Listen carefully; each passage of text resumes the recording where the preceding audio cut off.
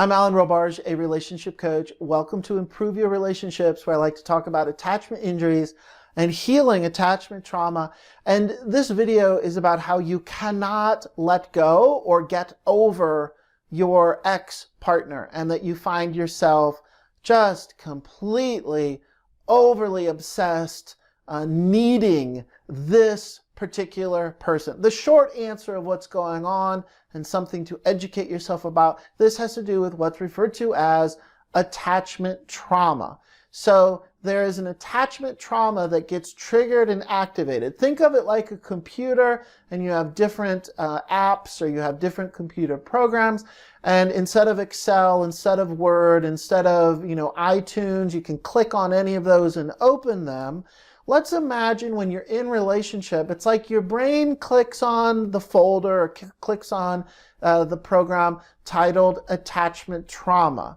And once you open that file, once your brain activates the program Attachment Trauma, it will produce certain feeling states of anxiety and distress and fear around intimacy and closeness and monitoring if you trust the person, if the person's safe, if your needs are getting met, if you need to create distance and separate, you're going to be engulfed and enmeshed in too much happening, or if perhaps you feel an urgency where you must reconnect.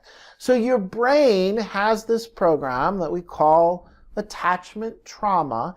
And if you find after the end of the relationship that you can't say goodbye, you can't create closure, it could have been 6 months ago, it's a year ago, for some people it's 2, it's 3 years, and you still are dreaming about this person, you're still imagining conversations with this person, you're still pining away, you still drive by this person's house, hoping, fantasizing that you're going to get back together.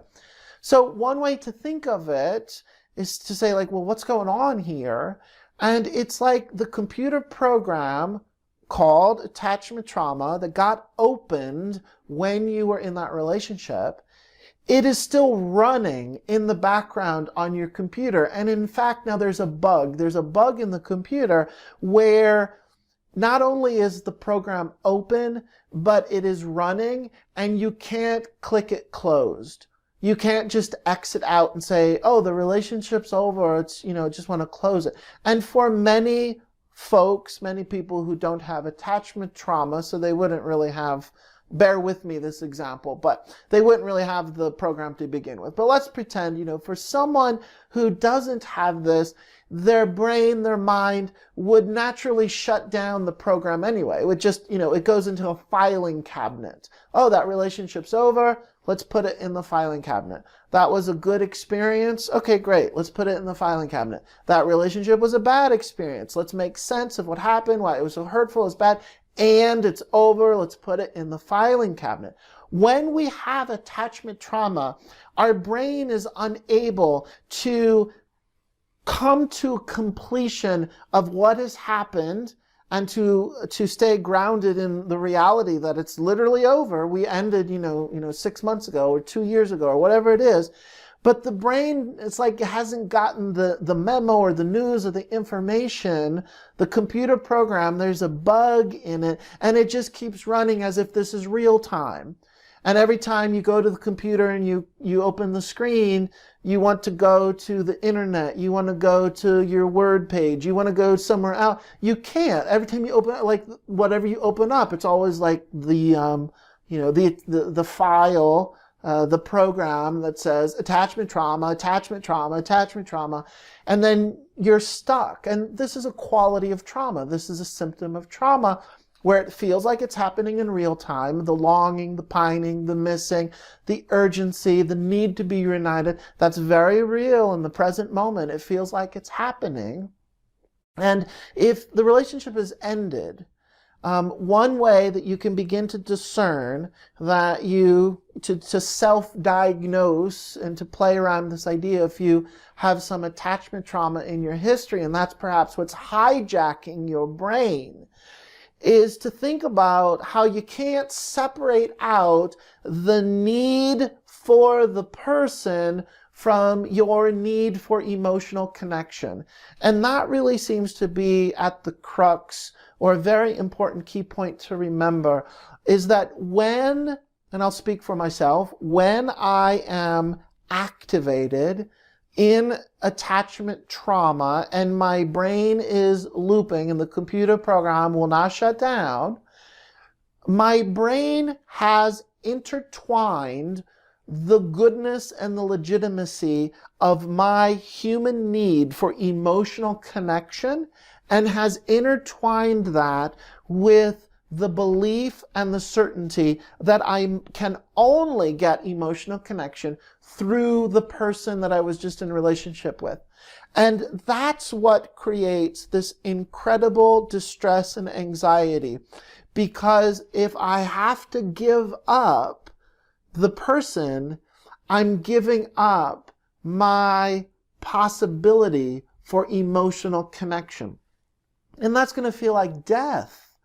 Like, who in their right mind as a human being would very purposefully, consciously say, sure, let's just let that go.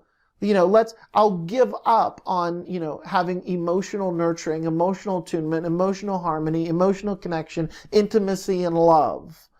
My need, the goodness, the beauty, the necessity for emotional connection, sure, I'll give that up. Who can give that up? You can't.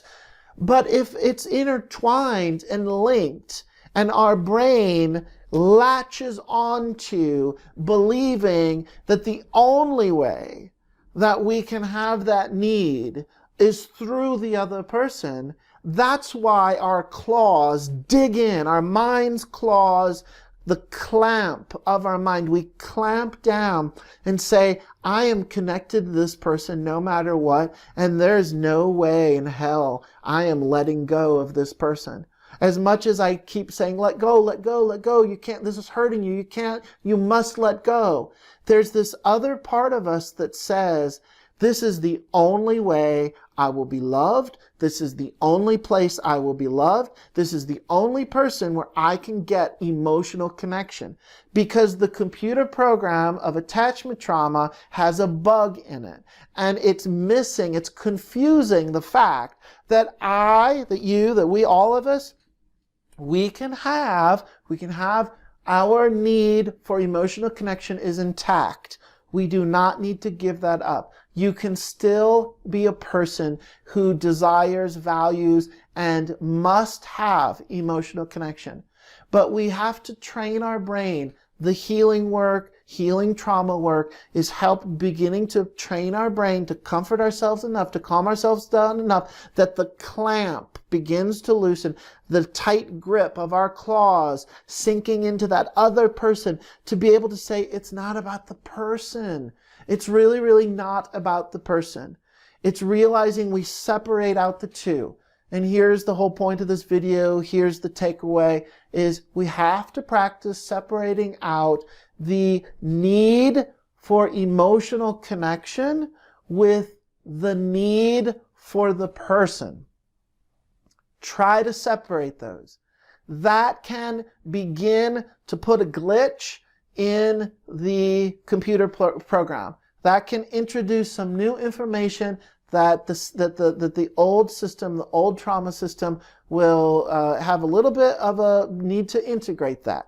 If you can separate out your need, the goodness, how much you desire emotional connection, you have to, however, create a gap and say what you desire, the emotional connection you desire, is you're just desiring the purity of that emotional connection. It doesn't mean that you're desiring the person. It's not about desiring the other person. That need is within you. And that's where we get confused. That's where our brain has somehow, the wires get crossed, and we perceive that the only way we will ever have emotional connection is through the other person. And that's how we project all of our worth and project all of our love and project, the source of all of our love is going to only come from this other person. And then this is why we can't end. This is why 3 years later, we're still dreaming about this person. This is why 3 years later, we still find ourselves imagining, getting a text, or, imagining running into the ex-partner. And we still have thoughts about, well, I wonder if we would ever get back together, and pining and longing and missing that person. It's because your brain, the wires are crossed between the emotional need and the actual person, the object. This is what we say, you're connected to the object. The goal is to separate those out. And initially it's very challenging. It's going to sound more like an idea, as opposed to, once I say this, then I imagine, then you say, okay, great. How do I do that? Well, the first step is just set the intention. Just really, really sit in what I'm saying. Understand what I'm saying. Really feel it. Feel your emotional need. Feel the longing. Feel the pining. Feel wanting to love the person so much and want them to love you back. And then try to take a break and say, well, they're actually two separate things. There's the desire to love. There's the need for the emotional connection. And then there's the actual object or the person that gets projected onto. And those are two separate things. So we want your brain, we want you to practice. Can you feel and notice and discern the difference between the two? And if you can't at first, that's totally okay. That makes sense that you can't at first.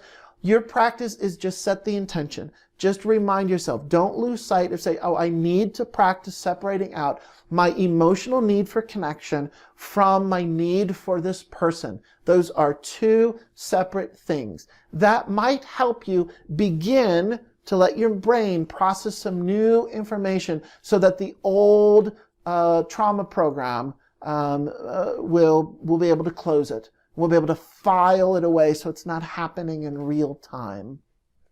Of course, there's other things to do. Of course, there's other healing aspects and therapeutic aspects to participate in healing attachment trauma. But for the sake of this video, I want you to think about that one.